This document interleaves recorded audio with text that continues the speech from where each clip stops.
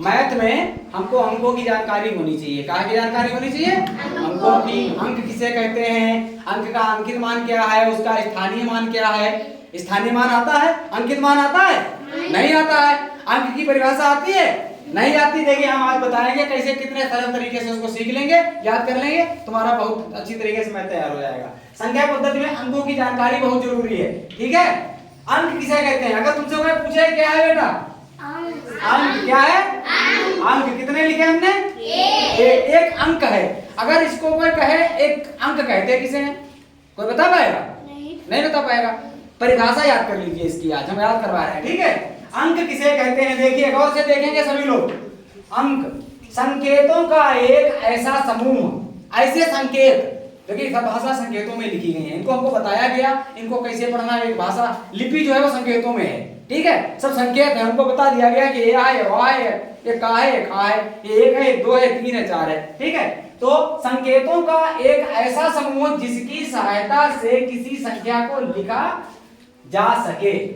क्या है? फिर से बोले सभी लोग। संकेतों का एक ऐसा समूह जिसकी सहायता से किसी संख्या को लिखा जा सकता हो। मतलब एक ऐसा समूह हो, संकेतों को ऐसे संकेत हो जिसके हम संख्या लिख सके, उसको हम क्या कहते हैं? उसको अंक कहते हैं। क्या कहते हैं? अंक कहते हैं, ठीक है। अंक कहते हैं। जैसे संकेतों का समूह कैसे हो सकता है? जैसे 0, 1, 2, 3, 4, 5, 6, 7, 8, 9, 10, ये भी आ गए। 10वीं प्रणाली में आ जाता है, तो हम 9 तक याद करेंगे अभी। तो ये सब क्या है? ये अंकों का क्या है? जोर से बोलो। अंकों का समूह। अंकों का समूह। अब इनकी सहायता से तुम अंक लिख सकते हैं। ये संकेत दे दिया गया, ये 1 का संकेत है, ये 2 का संकेत। अब इनको मिला के कोई भी संख्या लिख सकते हैं। इसे हम अंकों से कई संख्याएं बना सकते हैं। देखिए हमने 3 को मिला लिया, 4 को मिला लिया, 5 को मिला लिया, 6 को मिला लिया, 4 अंक की क्या बन गई? 4 अंक की संख्या बन गई। तो समझ में आया अंक किसे कहते हैं? इसी तरीके से अब अंक हमने जान लिया कि अंक किसे कहते हैं। अब अंक का स्थानीय मान और अंकित मान या जातीय मान या शुद्ध मान हमें निकालना आना चाहिए। स्थानीय मान तो सब जानते हैं, लेकिन आज हम बताते हैं अंकित मान क्या होता है। अंक के 2 भाग कर लिए जाएं, एक होता है जातीय मान, अंकित मान अथवा शुद्ध मान। ये तीनों एक ही नाम है, चाहे इसको जातीय से पूछ ले, अंकित मान से पूछ ले, शुद्ध मान से पूछ ले, तो इसका कंफ्यूज नहीं होना है। गुरुजी ने तो अंकित मान बताया था, हमें शुद्ध मान आता ही नहीं, या जातीय मान बताया था। शुद्ध मान क्या होता है? तो एक ही नाम है, 3 लोग, एक व्यक्ति एक है, नाम उसके कितने हैं? 3। तीनों एक ही चीज के नाम है, जातीय मान, अंकित मान, शुद्ध मान। और दूसरा होता है इसका भाग स्थानीय मान। तो पहले हम परिभाषा देखेंगे कि जातीय मान, अंकित मान और शुद्ध मान ये क्या होता है, उसके बाद देखेंगे स्थानीय मान क्या होता है। तो जातीय मान की परिभाषा हम देख लें, इसकी भी परिभाषा हमें पता होनी चाहिए गणित में। तो हमने लिखा है जातीय मान, अंकित मान, शुद्ध मान। किसी भी अंक का जातीय, अंकित अथवा शुद्ध मान, देखो तीनों नाम लिख दिए, कोई पूछ ले, किसी भी इस अंक का जातीय, अंकित, शुद्ध मान, वह अंक स्वयं ही होता है। वह अंक स्वयं ही होता है, उसका कोई वैल्यू नहीं बढ़ेगी। जैसे 5 और 3 कितने लिखे? 53 लिखे।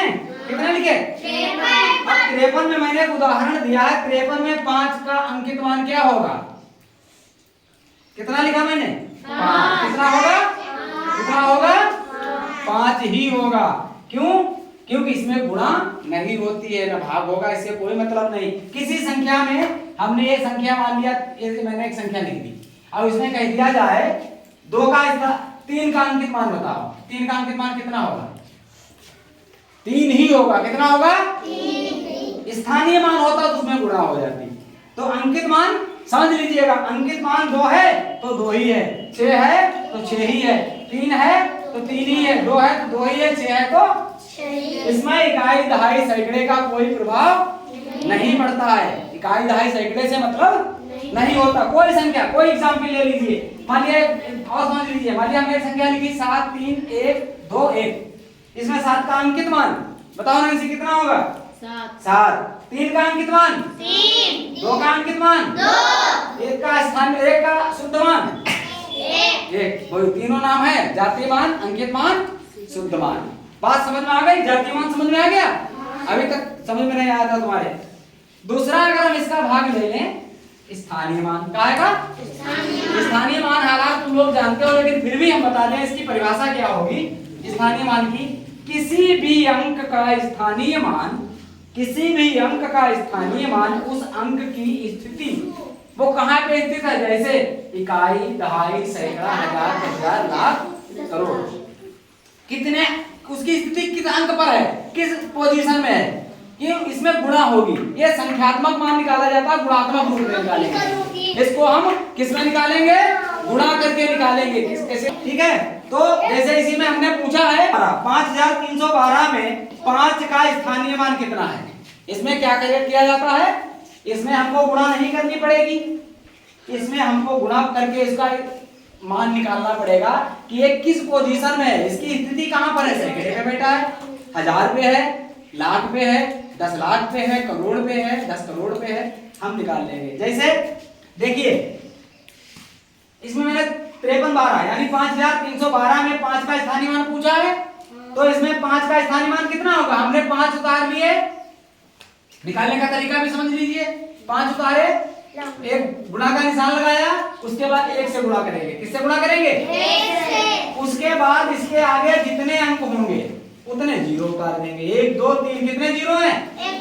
3 जीरो आ जाएंगे। अब 5 और 1 की गुणा कर दो, 5 एकम 5। अब गुणा जहाँ पे जीरो की करनी होती है, 5 और 1 के अंकों की गुणा कर दो, बाकी जीरो से उतार दो, गुणा हो जाएगी। सबसे अच्छा तरीका है। इसी तरीके से अगर हम दूसरी संख्या ले लें, इसी में देख लो, इसी में अगर कहा जाए 3 का स्थानीय मान निकालो, 3 का स्थानीय मान, तो सबसे पहले हम क्या उतारेंगे नैन्सी? 3 उतार लिए। फिर क्या करेंगे बेबी? गुणा। फिर क्या करेंगे निशान? फिर क्या करेंगे? 1 लिखेंगे। फिर क्या करेंगे? कितने जीरो लगाएंगे आगे? क्यों लगाएंगे 2 जीरो? क्योंकि अंक कितने हैं आगे? 2। जितने आगे अंक होंगे उतने अंकों को हम 1 लगा करके उतने जीरो से गुणा कर देंगे। अब हम क्या 100 से गुणा करेंगे, तुम्हें कठिन लगेगी। अभी कहते हैं 3 का पहाड़ा 100 तक पढ़ो, तुम कंफ्यूज हो जाओगे। और तुम्हें सबसे अच्छा तरीका 3 का पहाड़ा 1 तक पढ़ लो, 3 एकम 3। और जहां पे जीरो होते हैं, जीरो की गुणा जीरो, चाहे जीरो से संख्या को करें या संख्या से जीरो को करें, क्या आएगा? जीरो।